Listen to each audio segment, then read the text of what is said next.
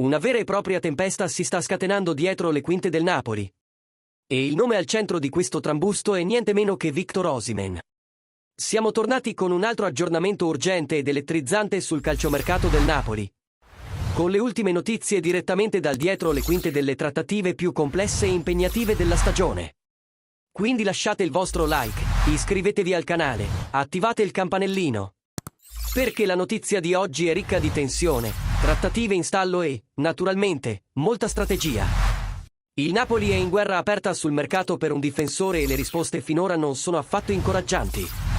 Secondo le informazioni di Rai Sport, attraverso il giornalista ed esperto di mercato Ciro Venerato, il Bologna ha rifiutato l'offerta del Napoli per Sam Bokema.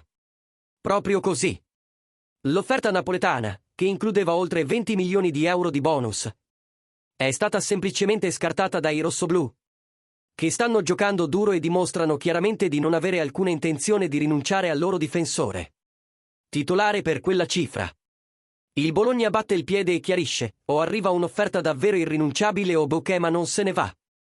Di fronte a questa impasse, il Napoli ha quindi rivolto la sua attenzione a un altro nome. E non un nome qualsiasi, ma quello di Giorgio Scalvini, una delle maggiori promesse della difesa italiana e pezzo chiave dell'Atalanta. Ma perché nulla è facile in questo mercato, anche i bergamaschi non stanno facilitando le cose.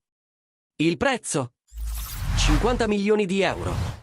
Proprio così, 50 milioni per iniziare la trattativa. La dirigenza del Napoli sta cercando in tutti i modi di ridurre questa richiesta. Ma per ora i contatti si scontrano con una resistenza totale. E se la situazione in difesa è complicata, in attacco non è molto diversa. Le trattative con il Bologna per Dan Ndoye sono ancora aperte, ma la richiesta dei felsinei è altissima. 40 milioni di euro e, chissà, l'inclusione di Alessandro Zanoli nell'operazione.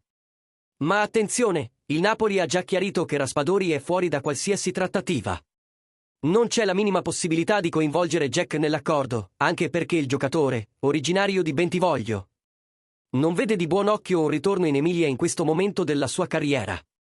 Ciò che è chiaro è che il mercato del Napoli è diventato una vera e propria scacchiera, dove ogni mossa deve essere calcolata al millimetro. Tra tentativi, rifiuti e controfferte. Il direttore sportivo Giovanni Manna e l'allenatore Antonio Conte lavorano giorno e notte per cercare di sbloccare trattative che sono, oggi, tra le più complicate del calcio italiano. E ora voglio sapere da te, tifoso del Napoli, pensi che Bokema valga lo sforzo? Pagheresti i 50 milioni che l'Atalanta chiede per Scalvini?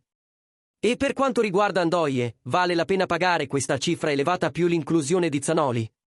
Commenta qui sotto, dici da quale città ci stai guardando e, naturalmente, se ti è piaciuta questa analisi completa e vuoi continuare a seguire il mercato rovente del Napoli, lascia un super grazie qui sul canale. Questo rafforza molto il nostro lavoro e ci aiuta a continuare a portarti le notizie più calde e aggiornate. Alla prossima!